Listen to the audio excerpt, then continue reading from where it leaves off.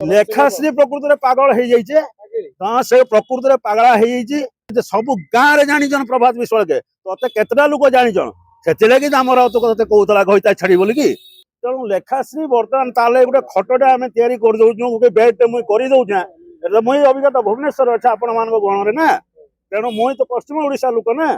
तेणु आपण मानू काଣା कह मुझे जानी नहीं पारबार ताकू आपण मान मध्यम मुझे कहूँ लेखाश्री तु टे शीघ्र पलि आस ते आम मेंटाल डाक्तखाना कम से कम आम ते भौणी बोल कि भावुँ आम संबलपुरी भाषा भाषा आम ते ननी बोलुँ तु पलि आ तोर जब मुंड खराब अच्छे ते नहीं आम मेंटाल हॉस्पिटल एडमिशन करे जहाँ खर्च लगवा ई प्रभात भाई दबा ई प्रभात भाई को कह ते ठीक करे कि छाड़मु तु जानी नहीं तु का विषय काଣା कहूँ आम कलाकार मानू नहीं तु जुड़बार काଣା कारण अच्छे जिते बड़े जेन मुहूर्त आम डाकिचु आम जिते भी डाकिचु प्रभात विश्वाल मालकानगिरी आम मीटिंग करूँ से निज खर्च में जाकर सेठी बरम पैसा पत्र देचन आमको प्रभात विश्वाल जड़े एपरी व्यक्तित्व लेखाश्री को बोधे आहरी 14 जन्म नवाक पड़ो चरित्र विषय जानापी सी बोधे पागल फागल हो कौ कारण मुझे जानी ना राजनीति कथा स्वतंत्र राजनीति भितर कौन है आम जानी ना जिते बड़े संस्कृति कला परिषद ओडिशार कलाकार मानक नहीं संगठन आरंभ है सेते जस्टिस राधाकृष्ण पात्र थिले आसाम मुख्य विचारपति से जिते कटक रे थिले से डाकिकी आम बसिकी आलोचना करी 30टा जिलार 314 ब्लॉक रो कलाकार माने थिले जेन 14 कलाकार 314 ब्लॉक रो कलाकार माने थिले सेमानकु आनी गड़गड़िया घाट गड़गड़िया मंदिर जो आम बालीयात्रा पड़िया पाखे गोटे विराट सम्मेलन होता सेठी समस्ते निष्पत्ति नहीं आम मैंने जे प्रभात विश्वाल को आम संस्कृति कला परिषद कलाकार मानकर मुख्य करके रखा बोलिकी आई दिन ठारू दीर्घ 30 वर्ष है से अच्छा प्रभात विश्वाल गोटे एभली व्यक्ति जी कि आज पर्यंत आमर पश्चिम मालकानगिरी ठूर आरंभ करी कोरापुट ठारू आरंभ करी रायगड़ा जाए गोटे लोक केबे कहि परिबे कौन संकीर्तन मंडली खाली नुह कौन कलाकार कहि परिबे नहीं प्रभात विश्वाल टंकाटे पैसा का पाखरु नियंती बोलिकी बरम जिते बड़े जेन मुहूर्त आम डाकिचु आम जिते भी डाकिचु प्रभात विश्वाल मालकानगिरी आम मीटिंग करूँ से निज खर्च में जाकर सेठी बरम पैसा पत्र देचन आमको तो से गोटे एमती लोक जे ओडिशार लोक माने तांको आमे झुरुचु लेखाश्री सामंतसिया काଣା गोटे कहीदेला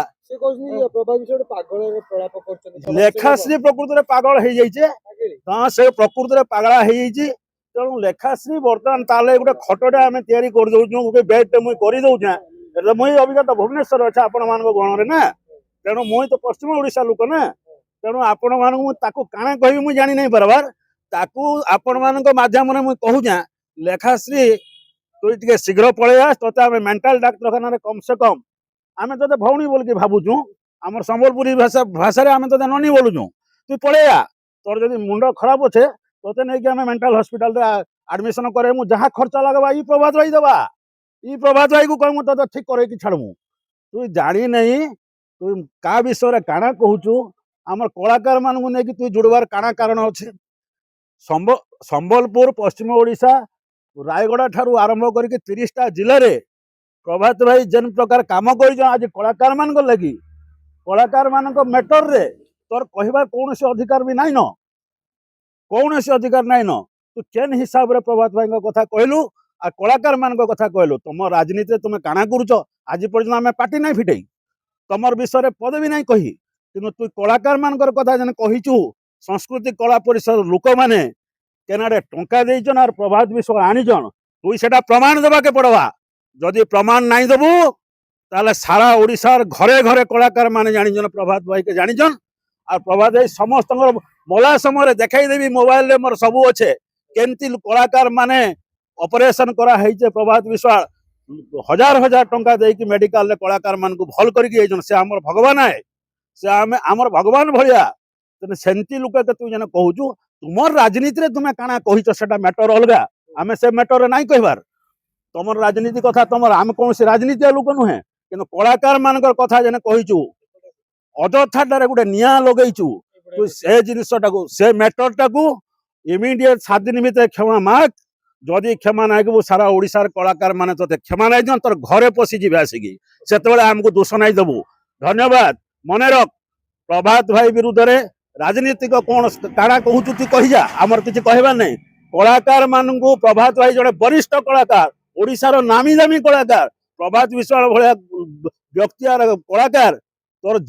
জীবনে তোর 14 বর্ষ তুই কেবরু সংগঠন করছু রে তুই